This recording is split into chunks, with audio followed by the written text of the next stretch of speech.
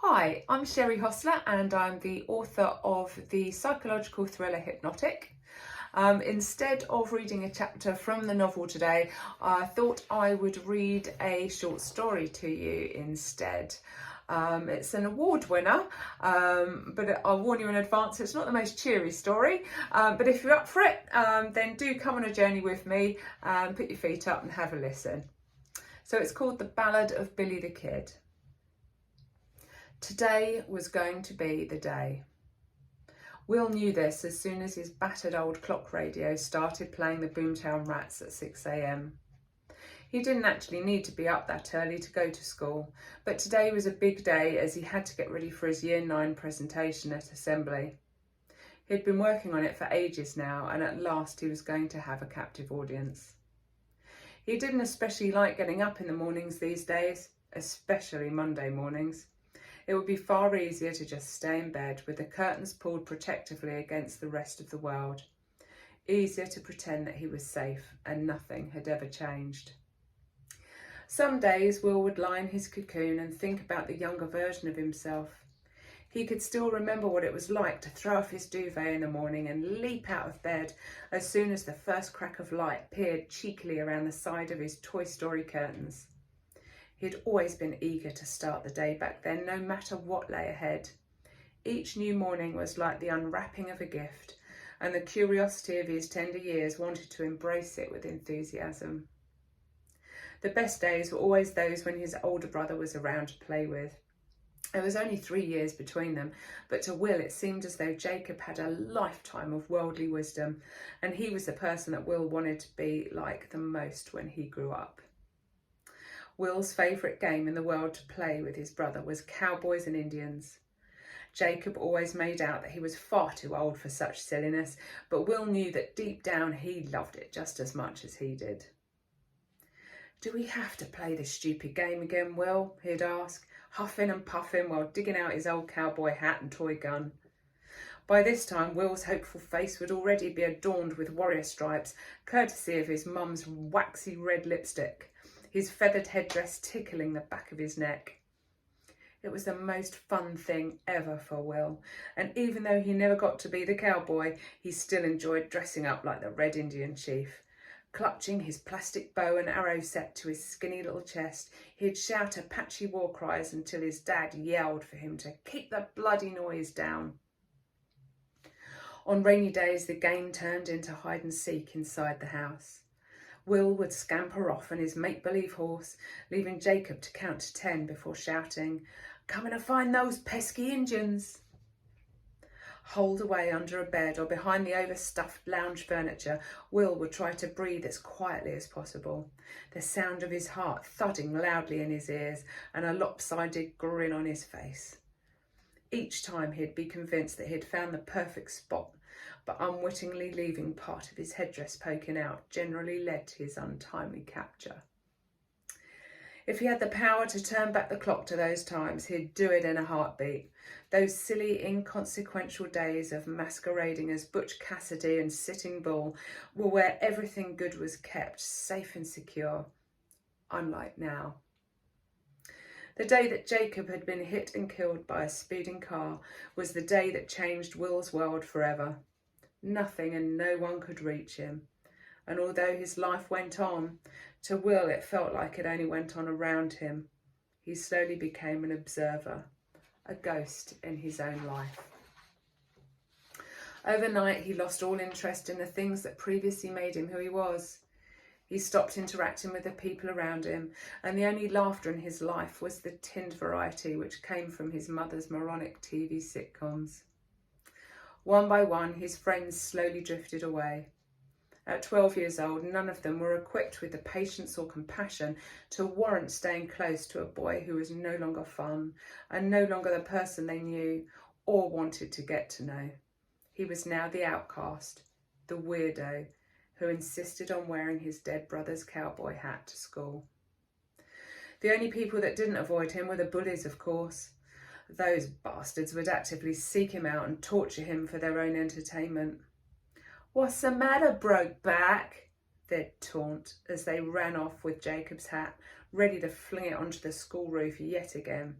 It would have been awful for a boy who was still capable of feeling anything.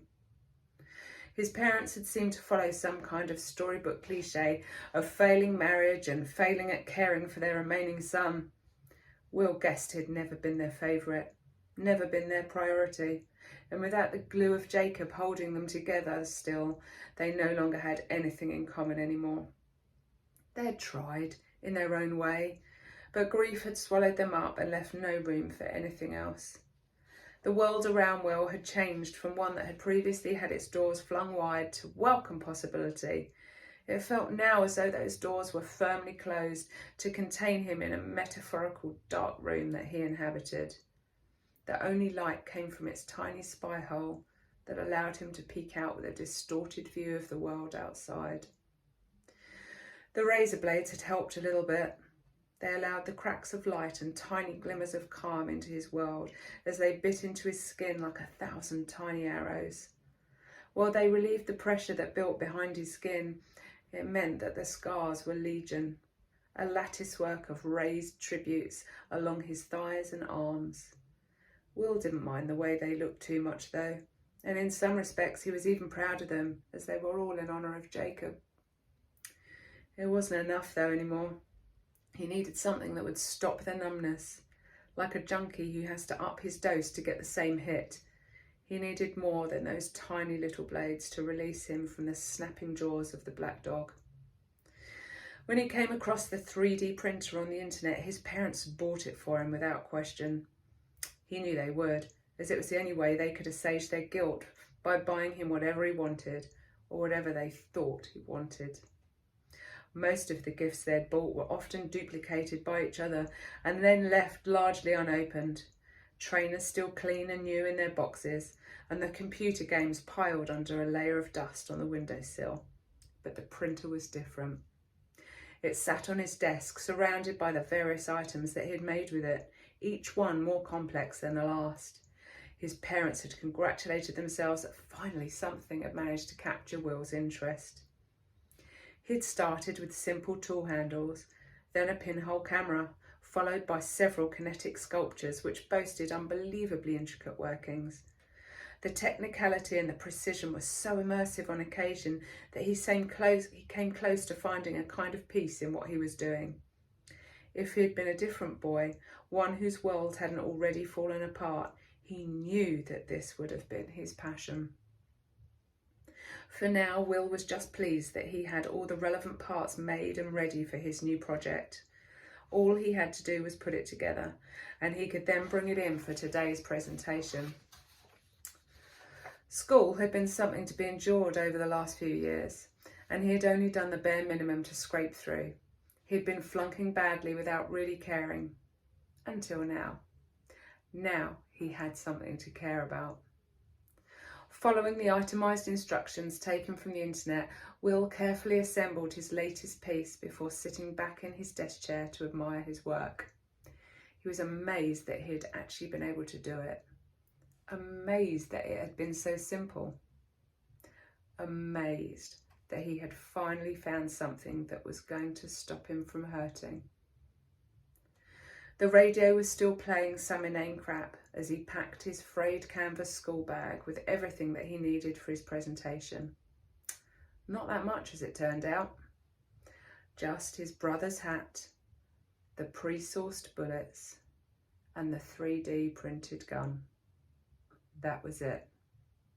Today, he was finally going to be the cowboy. So there we have it. Probably not the cheeriest offering, but I hope you enjoyed it anyway. If enjoy isn't too strong a word, I hope it made you think. I did and ah about whether to share this story today, bearing in mind the recent events in America where there has been another shooting, very sadly. My thoughts are with them, and let's hope there's some resolution over there soon with gun laws. But for now, thank you very much for listening. Please do feel free to leave any comments, and always, as usual, always love to hear from you. And if you do like my writing, then do feel free to check me out on Amazon, and have a read of some of my other work. Thanks a lot. Have a good day. Bye.